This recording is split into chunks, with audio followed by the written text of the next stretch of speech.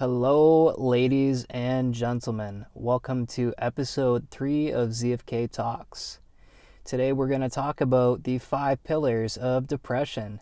Isn't that all doom and gloom on this beautiful spring day? It's the first day that kind of feels like spring here in Niagara. I'm coming at you from Jordan, Ontario, right here on the Jordan Landing, basically right on the lake. I was down here doing some work and figured I had the energy to put together a video for you guys today. So, just a disclaimer, I don't have anxiety or depression. Sometimes I feel like I have mild anxiety, but really it's nothing the way that anyone describes to me the way it is when you have clinically diagnosed anxiety or depression. So I thought about lots of videos that I wanted to do for a talk series a long time ago. And this was one of them. It was kind of like maybe a thesis or a theory I came up with. It's common knowledge, but when I was thinking about the reasons why I felt depressed when I was going through a rough patch in my life, these were the 5 things that I kind of highlighted and realized I needed to work on. So if you're going through a rough patch, and I know lots of people are right now with the worldwide quarantine lockdown, I think these are some kind of things that you can point to confirm the way that you're feeling is coming from these things and kind of how to combat it. So let's get started. Number 1 is a big one, common sense, but a lot of us abuse it these days in our fast-paced lifestyles. But that is bad nutrition that leads to poor health. I'm guilty of it. I'm not one to pack lunches. I'm always go, go, go. And a lot of the time I'll be working, especially when I'm doing days where I go out and do homes and stuff for construction or final product. I don't really have time to like scoot home. I might be like a half hour, an hour away or more when I'm doing a home, or I might be doing multiple homes in a day. So I'm definitely guilty of it, like I said, and I think that a lot of us kind of abuse fast food and junk food and whatnot. And I think that it's one of those subtle things that you don't realize is making you feel like shit and making you feel low energy. But it definitely is a big thing that affects a lot of us that aren't eating properly. Ironically, with the quarantine, personally, I don't think I've been eating better in probably a year to 2 year period. And the way it is in my household is for years my parents have always worked in the restaurant industry as well as myself. And then I have a younger brother and a younger sister. My younger sister works a lot. We all kind of lived our separate lives, and it was like sitting down at home and eating a meal together was very rare. Very rare. There'd usually be something thrown on the stove for us when the parents are at work, and it's not their fault. They work, right? We're all busy, but it's been a real adjustment every single day during this quarantine. Probably every single day without a miss for like 40 days plus now. We've all sat down and had a meal together.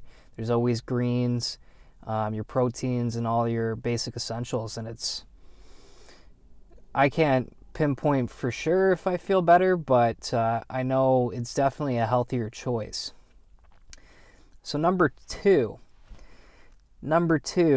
is a lack of movement, and that's another one that I am on and off guilty of. I am so the type to be 100% on it, getting in shape and hitting the gym 5-6 days a week, sometimes 7 days a week, and when I am on, I love it. It's a routine. It's about an hour of my day every day, and it makes you feel so much better, and it improves your health, right?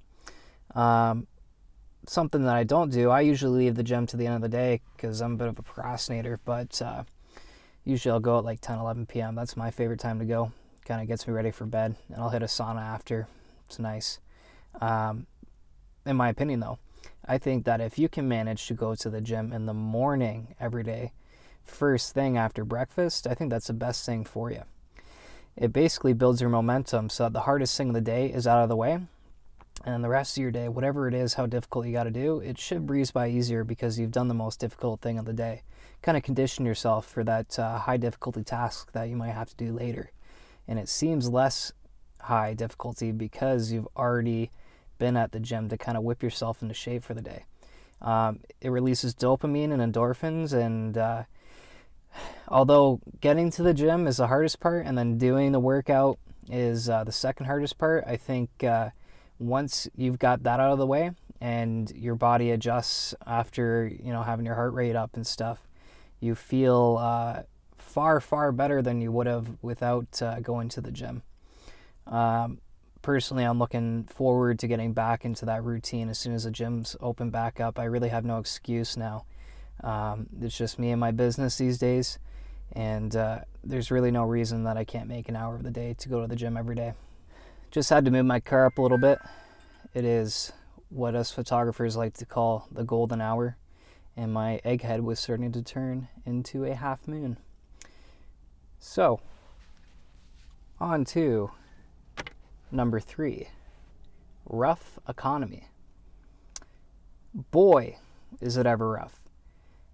Did we ever think it was rough until worldwide panic struck, stock markets crashed, you name it.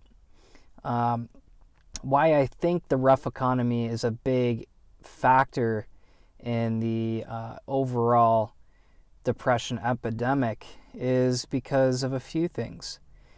Especially in Canada, we actually have the highest rates out of the G20 countries in terms of the amount of our income we put towards paying off credit debt. I think that there is a huge portion of people that are living paycheck to paycheck, which is no good. It's pressure. It's constantly on your shoulders. Money is such a serious issue for a lot of people, and it's something that's always on your shoulders. I'm currently in some credit debt. I've been in really bad credit debt a few times, and it's on your mind all the time. How do I make the money to make ends meet? I don't want to pay more interest than I need to. It's a constant weight on your shoulders, and there's been lots of times where I've completely cleared that debt, and it literally feels like a weight off your shoulders. Like, that's all I can say. It is literally this doom and gloom bearing feeling that you live with when you are not debt free. And I think people that are debt free, they have to be happier. There's no way they're not. It's less stress, right? So there's that. And like another statistic with Canadians too in particular is, and it goes for the States too, it's something ridiculous. Don't quote me on it, but it's somewhere between 40 to 60% of people can't afford a $500 or $1,000 emergency. Like, how messed up is that? What does that say about our economy and the wages, right? It's not good. So there's that. There's just a general inflation of goods and commodities, and especially rent. Ontario, in particular in Canada, I know BC is pretty bad for it too, but the cost of living it's too damn high, as that meme says. It's really a weight, and it makes it far harder to have financial freedom. And really, I think that's what brings a lot of people happiness, is not having to worry about that shit and being able to do whatever you want, which is why you should have your own business and build yourself towards that financial freedom. Take care of yourself first, and then take care of your other family and loved ones, right? That's the goal. That's kind of our responsibility as an entrepreneur, is to take care of the people around us, and first and foremost ourselves, because no one else is going to look out for us, right? So yeah, like, that's just a big thing. That's something that I've experienced firsthand. I still live at home, and I'm someone that makes pretty good money, especially when I was working my serving job and running this business at the same time. Like, pretty ridiculous money. But it's still not enough. I just don't understand. Like, I feel for the people that are my age and a bit older, that are looking to start families early, or get out of the house and pay rent, or mortgage a house, which is probably the smartest thing you can do. And if you're working any sort of job that's like, fuck me, under $50 an hour, I don't see how the hell you can do it. You would, if you're working minimum wage or $20 and under per hour, you're gonna have to work something ridiculous like 60-hour weeks. I don't see a way. And hopefully this exponential crisis we're going through worldwide, I don't know what's going to happen in terms of prices of things, but let's hope that the dollar doesn't deflate too heavily and commodities and whatnot don't inflate too heavily, because that would be a very bad thing considering the shape we're in before the crisis. Another really important topic that I missed in the original recording of this that I think is important to mention too, that you need to be aware of in terms of finances, is also that we live in a world of incentivized spending. At every becking move, wherever you look, there's something advertising is selling to you. The next pair of Nike Jordans, I don't even think that's a thing. The next pair of Jordans, the next pair of Nikes. The biggest one I can think of is the cell phone market. Like every year they're trying to hit you with that new cell phone. Give us our $1,200, get the new iPhone, whatever. Ironically, I'm a corporate slave to Apple myself. I'm recording this on an iPhone. I love Mac products. That's what I hit it with. But I do it for a reason. I have a phone. I have an iPhone 8 Plus that I've been using for the last 3 years. It's totally paid off. And I just pay the phone bill on it. I don't pay for the phone anymore. And I have no intention of getting a new phone until this phone's completely screwed, because it's a great phone. And I just don't see the value in going after a new phone every year when you have something that already works great. But yeah, just be aware of that, especially in the fashion, clothing, and the tech sectors and whatnot. Be aware that you're being sold to at every becking moment, and try to resist that. Try to have there's a thing in stocks and digital currencies that I've learned about, and it's time preference.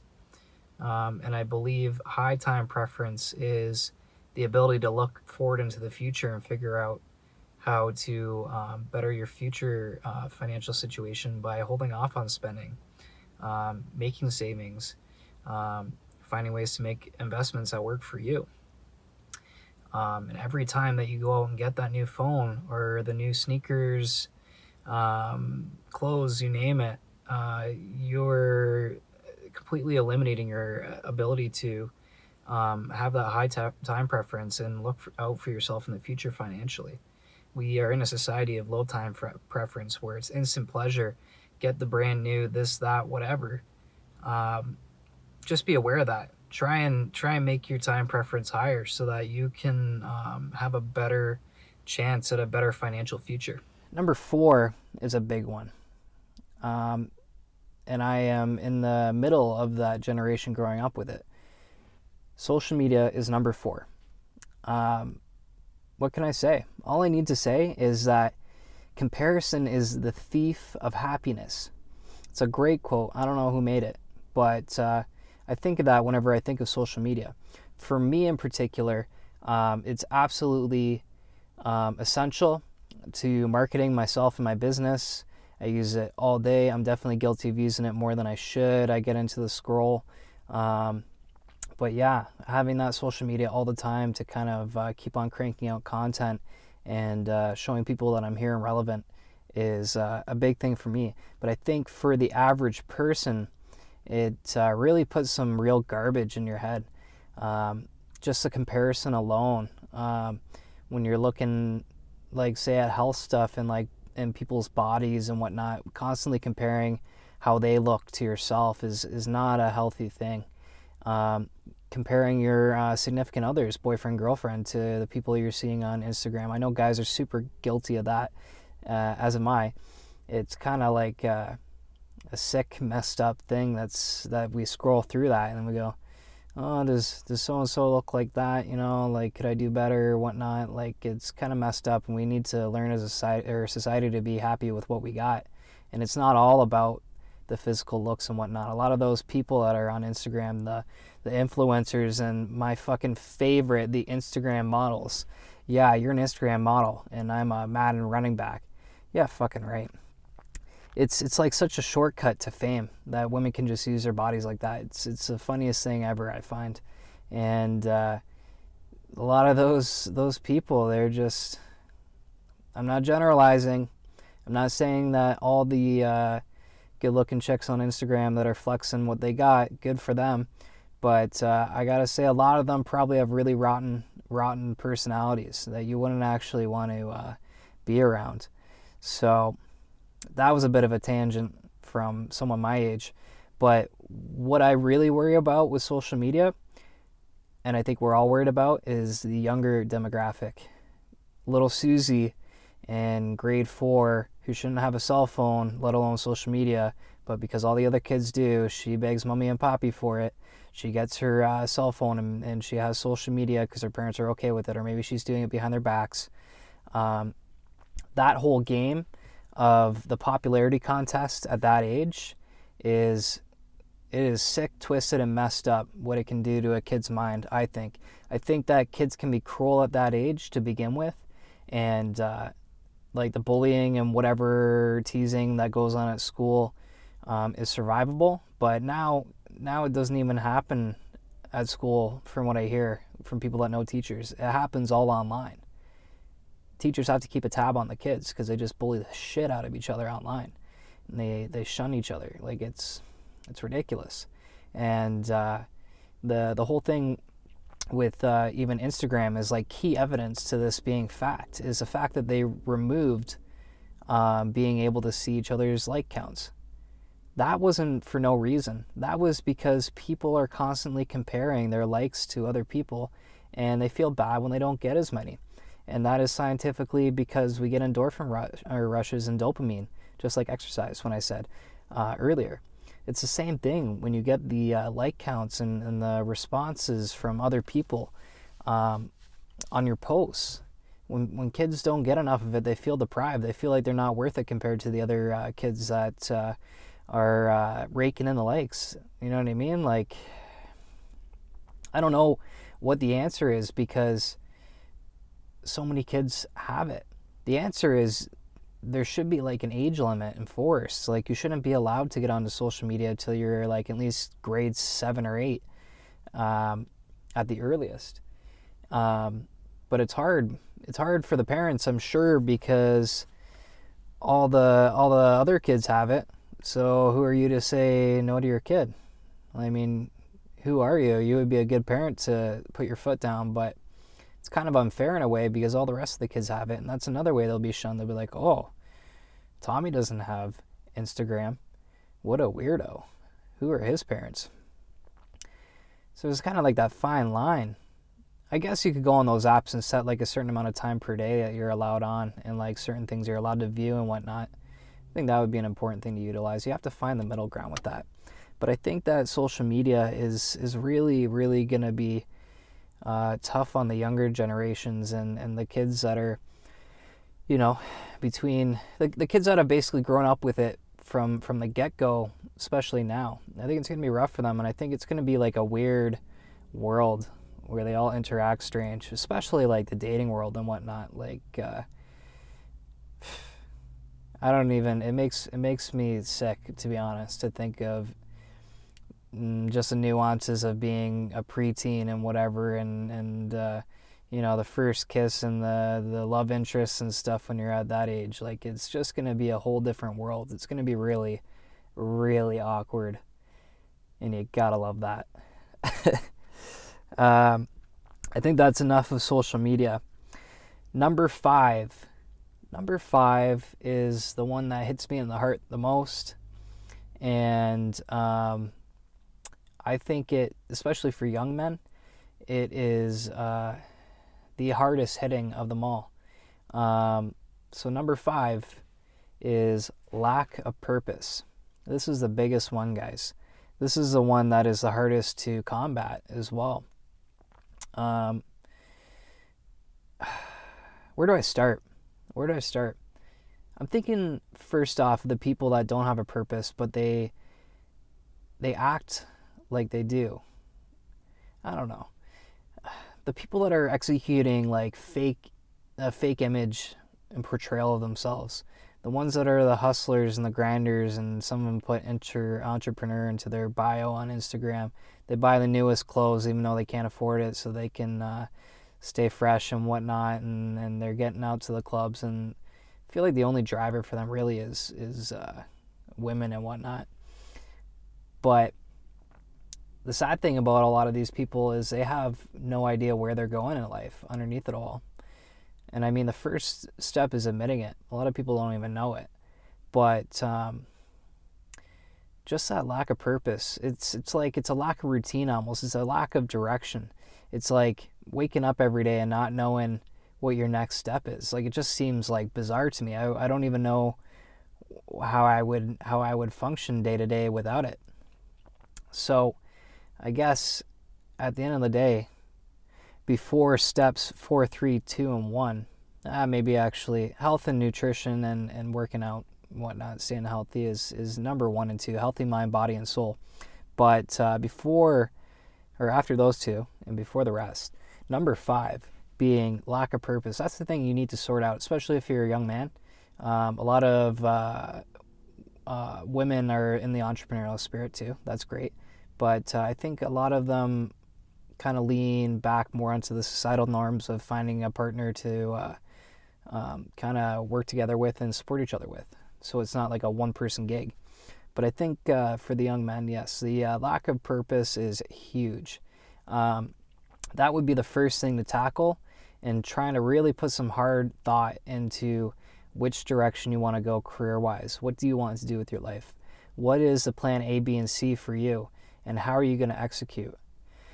For me, I am extremely lucky. I'll tell anyone this, and super thankful that I figured out mine from a young age. Like probably about grade 11 when I first picked up a camera and started making videos. I knew that was for me. I was always an artist, but I never really knew where I wanted to go with it. I didn't even know if I wanted to do something in art. I just knew I wanted financial freedom.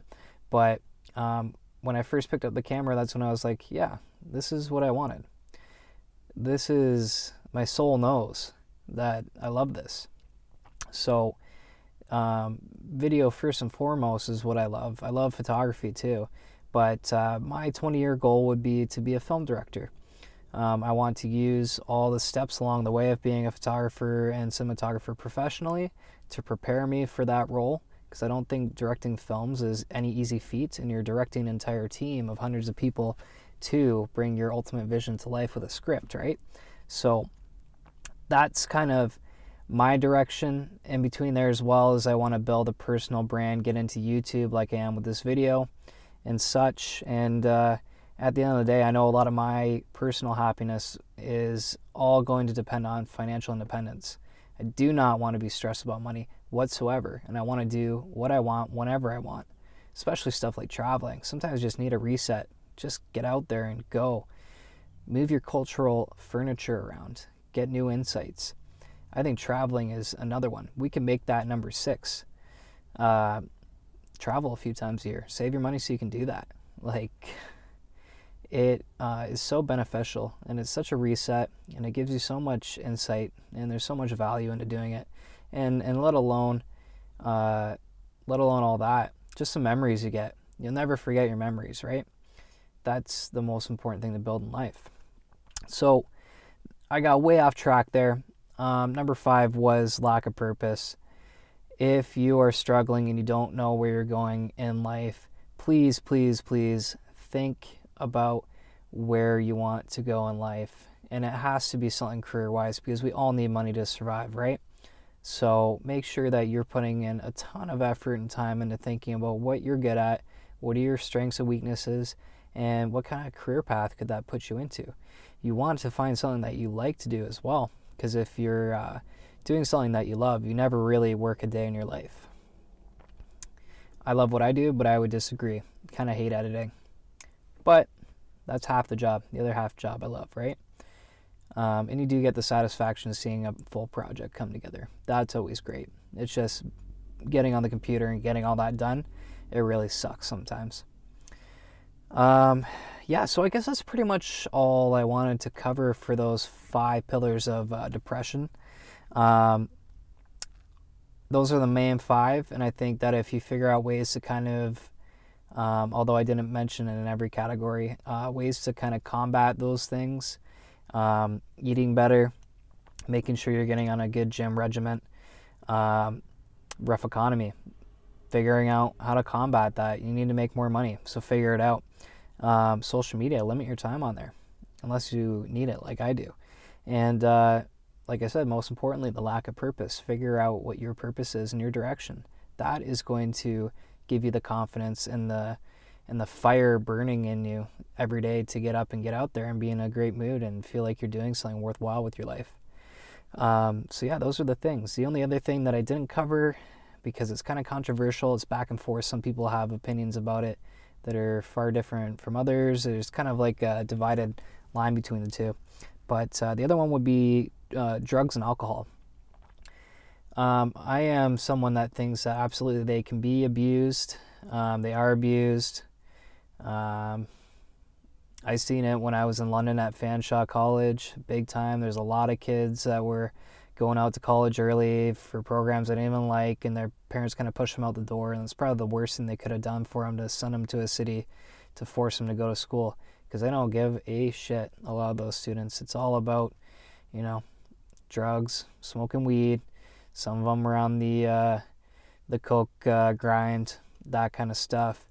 I knew at least 2 people that probably spent all their OSAP, $5,000 plus, within the first week before even school started, on drugs and alcohol and going out to eat. Like, how messed up is that? How is that worth it? So I guess my kind of view on drugs is and alcohol is that they are great for recreation. They are great in limited quantities, and I think they are actually essential to the everyday individual. I think really at the end of the day, trying to think of what the saying is, everything in moderation. Anything that you're doing too much is not good for you, especially drugs and alcohol. So, have fun with it, treat it in moderation, and make sure that you're being safe and responsible. That's just, I know like some people self-medicate with weed and alcohol and whatnot. Like I said, just keep it to not a minimum, but to a manageable amount so that you don't melt your brain.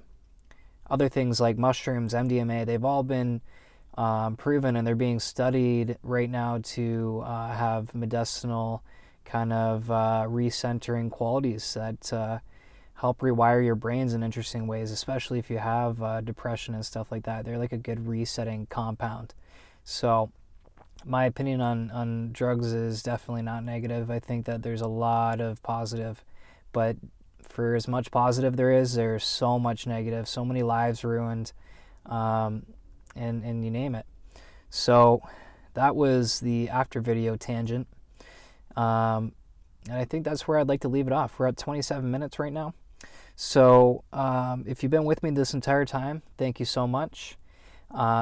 If you are someone that was kind of struggling and found this video on YouTube, I hope that some of that advice kind of helped you out and hopefully steered you in the right direction. I know it's not an easy thing to solve when you're clinically diagnosed, but I think all of us have a little bit of anxiety, depression to some degree. So working on those 5 pillars can kind of alleviate those issues. All right, I thought this was going to be a quick one, but apparently it was not. I like to talk. Thank you so much if you've been with me. And this was the 5 pillars of depression with ZFK Visuals, episode 3 of ZFK Talks. Thank you so much. Take care and enjoy the spring weather. Peace.